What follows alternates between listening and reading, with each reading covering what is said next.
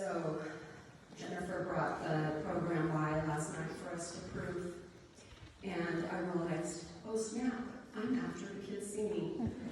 So it was beautiful, and my mom did love that song. I want to thank everyone that's here amid all of the fears and the shutdowns, that you would come. Some of you from a great distance. It means a lot to us. And we know some were not able to be here because of health concerns and are watching.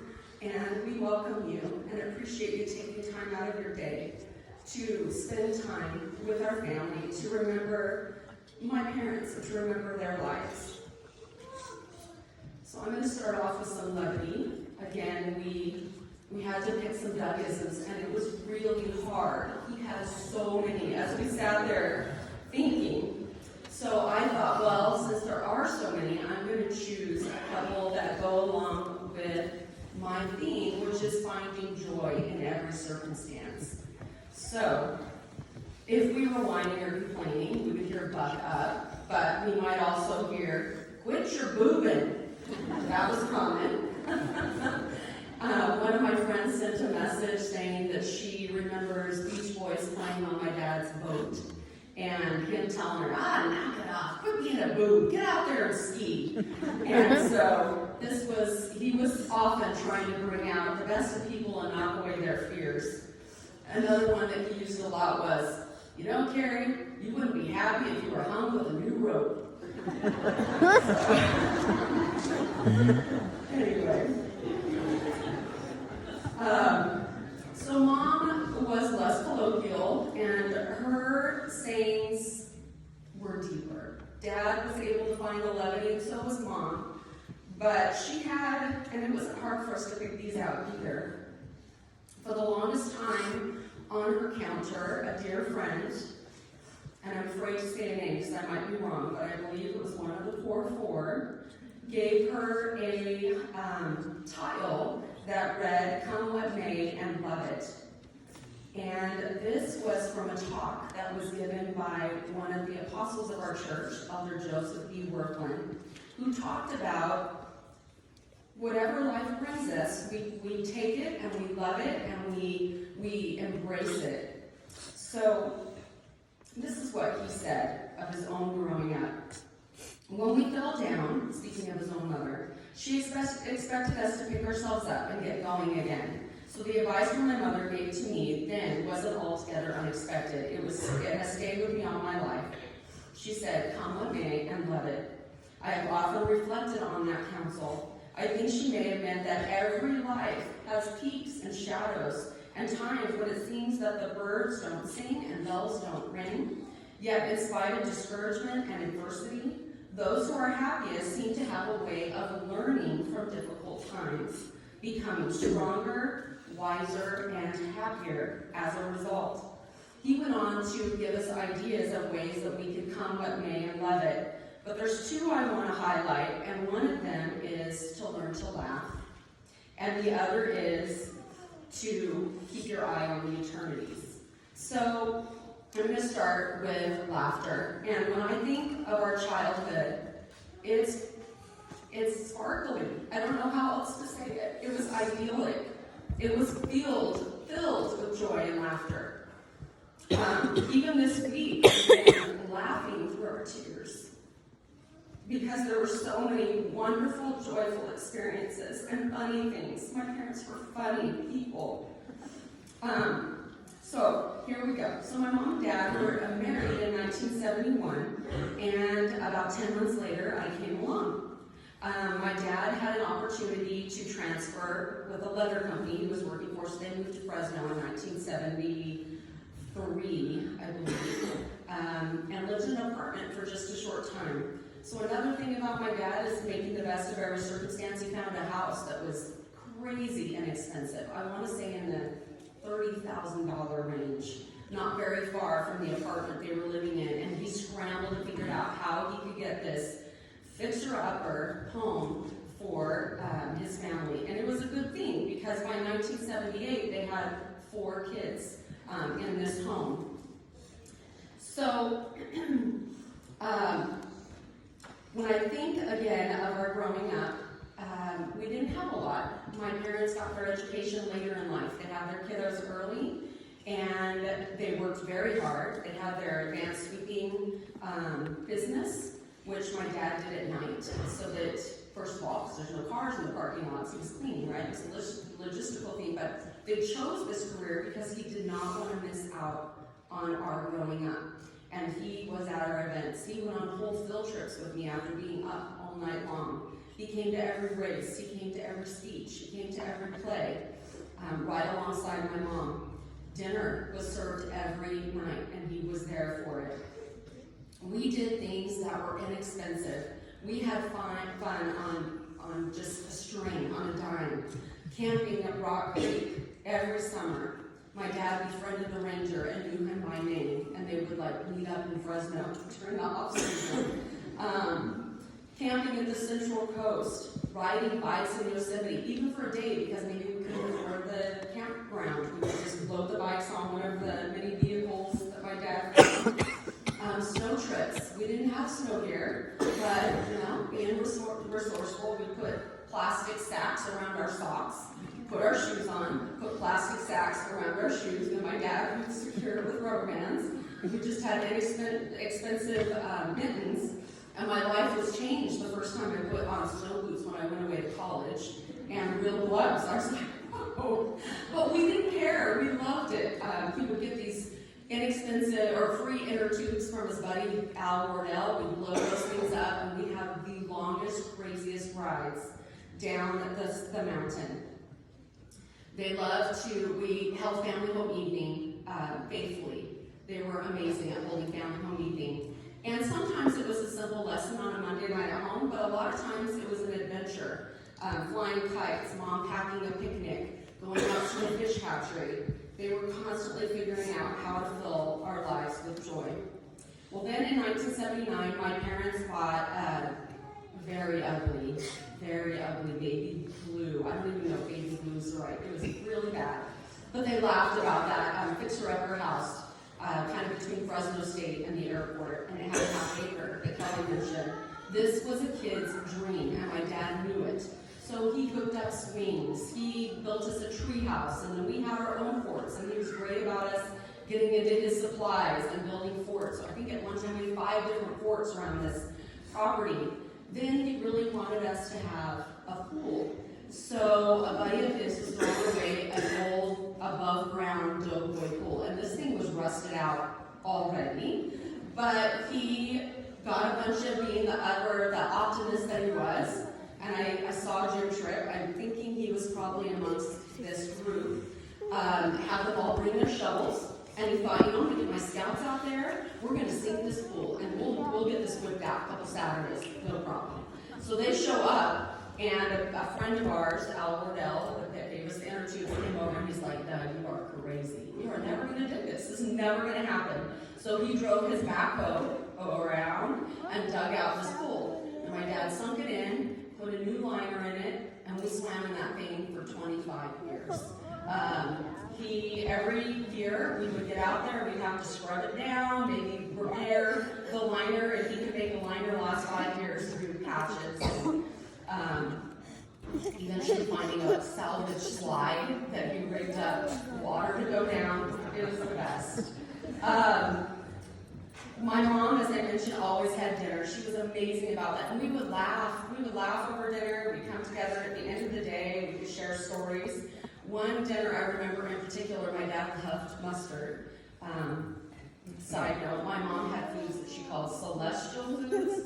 One of them was avocados, the other was dark chocolate. Everything else was just kind of whatever. She thought mustard belonged in the celestial kingdom, and she hated it. But my dad loved mustard, and he was squirting it all over something we were eating. We were giving him a hard time about that. And he's like, yeah, I eat mustard on anything. So we betted. I bet you won't eat it on ice cream.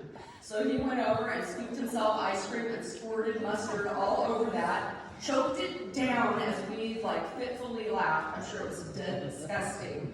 But we had just moments of joy like this all the time. In our kitchen, we had a boombox. And my mom loved music. There was music playing all the time in our house, and a family favorite was the Footloose soundtrack.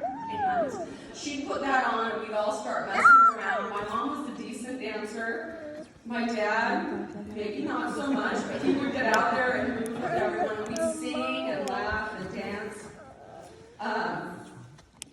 Then my mom and dad got a surprise, and they found out they were pregnant with Kelly in 1982. And our family home names changed a bit to, let's see, I would have been like 9.5, 10, and everyone else was younger, to where the names come from. And they pulled out the All About Me book, and that began, it felt like every month. I know it wasn't. But like every 6 months to a year, we'd have the birds and bees talks with my brothers, fitfully laughing all over the floor, barely able to stop. And we still were teasing them about that not even too long ago. I do remember all of us voting and trying to pick out Kelly's name, too. And there were some bad ones. I think I've blocked some of them from my memory, but my mom was like, oh, okay, we'll consider that. So, one last note before I kind of move on to things later in life.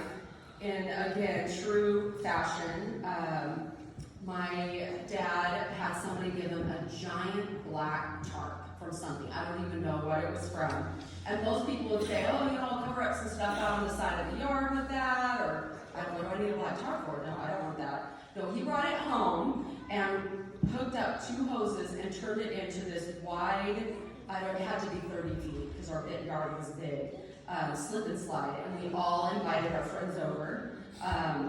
My mom tried to put together some sort of a soap that wouldn't burn our eyes so that it would be slippery, I remember, and we had all the kids in the neighborhood or close friends just slipping and sliding all over our yard.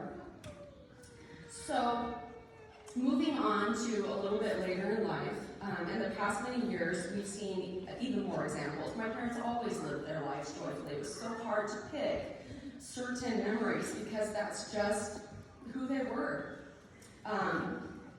So keeping in mind that my mom's motto for many years on her counter was come what may and love it, her health started to deteriorate and she was going to all kinds of specialists and doctors, and she was shaking and she couldn't lift her legs properly and she couldn't talk as loud as she used to. And we were really concerned. And it took 2, maybe even 3 years, if my memory serves, to finally get a diagnosis. And it was a Parkinson's disease. And my parents were devastated because they're go-getters. Camping, taking grandkids on hikes, hiking with friends, riding bikes with their friends on the weekends. This was a big blow to them, especially knowing what we know about Parkinson's. So there were tears shed. My mom was discouraged. There was fear for the future, for sure. But that was really short-lived. That's just not how they lived. You didn't dwell in difficulty. It was like, okay, here it is. What are we going to do about it? And so they started researching everything they could to find out about how to live a healthy, happy life with Parkinson's. And they went after it with a vengeance. My mom found these certain exercises, so he cut her these custom sticks. And she would be in the backyard, and all of our yards are connected, so it's a good little distance with a track that runs around. And you could watch her coming by every few minutes with these sticks, working to try and get her balance and build her strength back up. This last year, she was starting to do some laps, slow jogging with her boxing gloves. And she was going around, and the kids would laugh and tease her, but lovingly. He hung a punching bag on her back patio, and she would hit at that thing with her pink boxing gloves. She went to Rocksteady Boxing and loved that. She talked about the friendships she had made there, and she was great about coming to almost anything, but she would very rarely want to miss her Rocksteady Boxing class because this had brought her a feeling of power and strength. So I mention all of this because President Worthland went on to say, learning to endure times of disappointment, suffering, and sorrow is part of our on on-the-job training.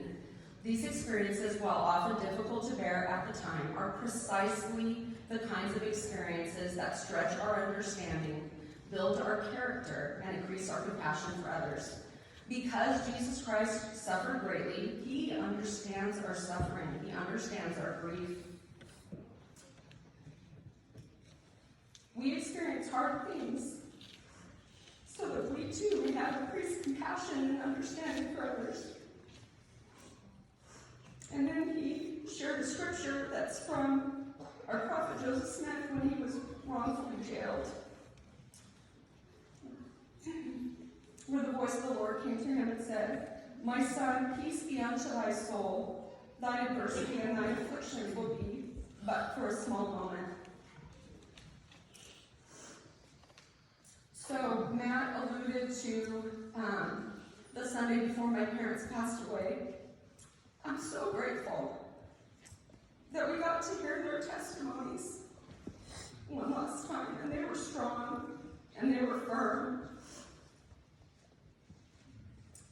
Bearing their testimonies about the gospel, about Jesus Christ, and about enduring to the end, and what we needed to do in this life to make it back to our Heavenly Father. And they spoke truth without fear.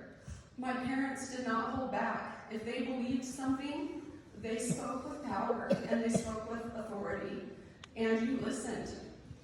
So you probably have noticed the sunflowers that seem to be everywhere. They were my mom's favorite flowers. She had a whole sunflower kitchen, and I mean anything that could have a sunflower on it did. Everything had a sunflower on it. She's loved sunflowers for ages, so that is one of the reasons we chose this. But as we were reflecting on how to honor our parents, I remembered a talk by Quentin L. Cook, and thought about how she would comment about the sunflowers here in the valley. They're everywhere, right, in the summer, in these places that they shouldn't seem to be growing. Everything's dead along the side of the road out in the country, especially in heat, and these sunflowers are just beautiful and growing along the road. So this is what he had to say about sunflowers and comparing them to us and to our Savior. One of the remarkable characteristics of young wild sunflowers, in addition to growing in soil that is not hospitable, is how the young flower bud follows the sun across the sky. In doing so, it receives life-sustaining energy before bursting forth in its glorious yellow color.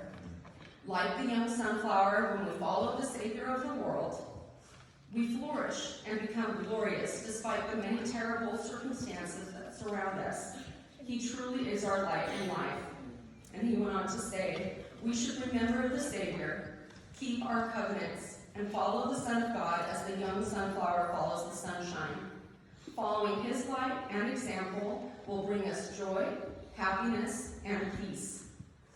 Then he, from Psalm 27, the Lord is my light and my salvation. We are so grateful for everything that our parents taught us. Even in my dad's passing, there was peace and there was joy. We felt such peace. And I know that came from the Lord. And it was a perfect way for my dad, and it was my mom as well, to leave this mortal existence, where there was peace and there was joy. A scripture that keeps coming back to my head again and again this week is John 14:27. Peace I leave with you, my peace I give unto you. Not as the world giveth I unto you. Let your heart not be troubled, neither let it be afraid. We know we will be with our parents, our grandparents again, and it's going to be a joyous reunion. So now our job, and we're going to figure this out because it feels really daunting right now, is to figure out how to be joyful without them here with us. That's what they would want. They would want us to be happy about anything else in this world. And we're going to do it. We are going to look to their example and honor them by working hard, by staying close to our faith, by serving others, and by being the very best parents, grandparents, and family members that we can be. And I say these things in the name of Jesus Christ. Amen.